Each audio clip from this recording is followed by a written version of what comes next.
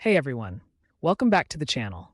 Today, we're diving into the enormous world of Godzilla, the king of the monsters. This iconic creature has been stomping through our screens and the pop culture landscape for nearly 70 years, and it's about time we explore his incredible journey. From his haunting origins to becoming a global superstar, Godzilla is more than just a giant lizard. He's a cultural symbol that reflects the fears and hopes of societies. So, where did it all begin? Godzilla was born in 1954, courtesy of Toho Studios in Japan. This was a time when the country was still grappling with the aftermath of World War II and nuclear devastation. The original film Gojira is not just a monster movie, it's deeply rooted in the anxieties of that era. It tells the story of a massive creature awakened by nuclear testing, embodying the terror of atomic bombs. When it first hit theaters, Gojira blew audiences away, both with its thrilling story and groundbreaking special effects. Speaking of effects, Godzilla's design was actually inspired by many things, including the fearsome Tyrannosaurus Rex and the radiation itself. Can you believe they used real-life elements like actors in suits and miniatures to create such epic scenes? As we moved into the 1960s, Godzilla began to evolve. That's right, we saw the rise of the kaiju genre, with films like Godzilla Raids Again introducing us to more giant monsters. Throughout the Showa era, which spanned from 1954 to 1975, the tone of the films shifted. Godzilla went from being a terrifying force of nature to a hero of sorts. Imagine a giant monster saving Tokyo from other threats. Then came the Heisei era from 1984 to 1995, which brought back the darker themes. This era really emphasized Godzilla's angry and destructive nature, and the special effects just got better and better.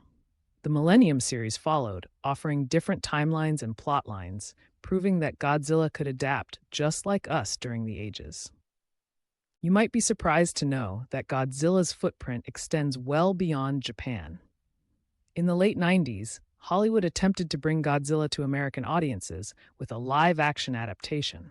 The film was a bit controversial and didn't get the warm reception that Toho's original films did. But they didn't give up. Fast forward to the MonsterVerse created by Legendary Pictures, and we saw a true comeback for Godzilla with the 2014 film Godzilla. This movie reignited interest in the giant lizard, and it laid the foundation for epic crossovers with King Kong. Godzilla has become a symbol that represents more than just a monster. He embodies different fears and cultural worries, from nuclear threats to environmental disasters. Now, let's talk about Godzilla's recent films. Godzilla, King of the Monsters, 2019, brought us more dinosaurs on steroids and intense battles. And then we had Godzilla vs. Kong, 2021, which was a colossal clash that fans had been dreaming about for ages. These movies not only thrilled us, but also made waves in pop culture, rekindling everyone's love for giant monsters. But it isn't just limited to films. Godzilla's made his way into video games, comic books, and even tons of merchandise. From collectible figures to video game adaptations, the Godzilla fandom is vibrant and thriving, and it's so exciting to see. So why does all of this matter? Godzilla is more than just a giant monster. He's become a symbol of ecological disasters and the impact we have on our planet. Recent films reflect themes of environmentalism, telling us that we should be cautious about what we're doing to Mother Earth. Plus, Godzilla's influence on modern monster films cannot be understated. He's essentially the blueprint for giant monsters in cinema, inspiring countless filmmakers around the world.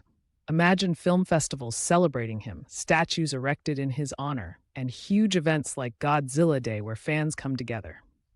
As we wrap up, it's clear that Godzilla isn't just a big lizard wreaking havoc.